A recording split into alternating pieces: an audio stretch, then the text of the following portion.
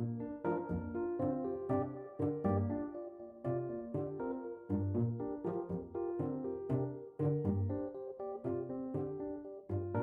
good to be here. I'm Gerrit Knaap. I direct the Smart Growth Center, and I'm going to bring you up to date a bit on what's happening in the quarter. As you all know, we committed to an annual review of progress in the quarter, and this getting together of the stakeholders is an important chance for us to do it. Much of the detail is on our dashboard, but there are just a few things I'd like to highlight. Next slide.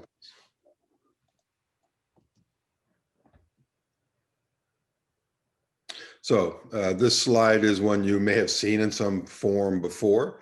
It presents roughly the demographics and economics of the residents in the corridor. And as I'm sure you're well aware that we have an extremely diverse corridor, but somewhat segregated corridor. So relatively higher income white people live on the west, and brown people who have lower incomes tend to live on the east. And almost a smooth trajectory of evolution from west to east.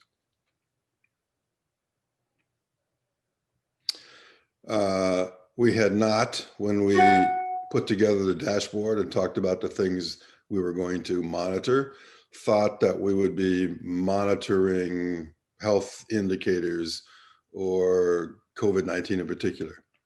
Obviously, it is impossible to ignore.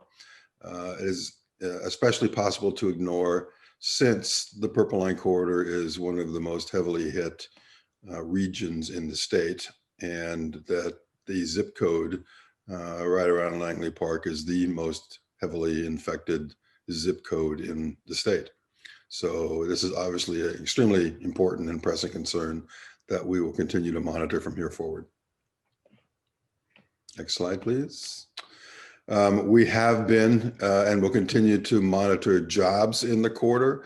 The difficulty with the jobs data is that it comes rather slowly, 3 months in retrospect. So we don't have data that shows the impact of the pandemic. However, we can see the disparities in job levels and in job growth in the quarter in this graph.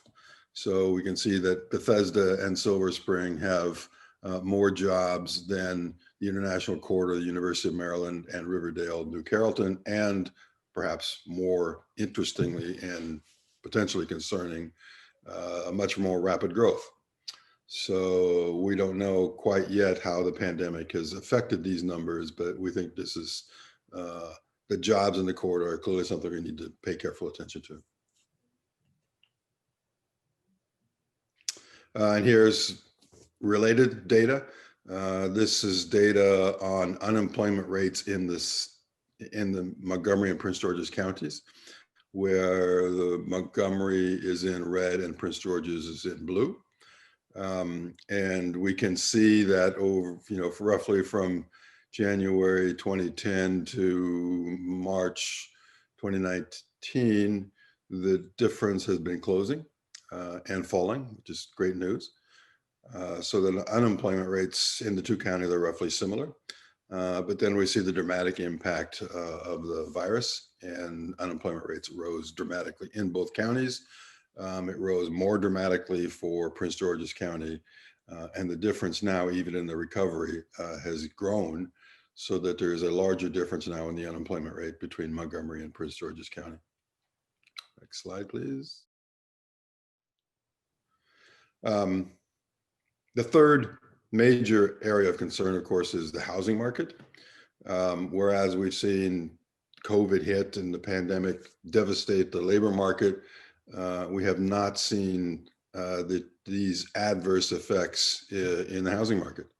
So that in the quarter, we see housing prices continue to rise despite the pandemic on both the sales as well as the rental side, as we'll see in the next slide. So here are lines that illustrate changes in rents in the quarter from 2014 quarter 1 to 2020 quarter 7. We can see that there is a relatively steady rise in rents in every zip code in the quarter. But we can also see that the zip codes near the bottom of this graphic, the yellow dotted line, as well as the black dotted line and the gray line, these are the rent levels for the lowest priced housing units in the quarter. And we can see that those are rising the most rapid.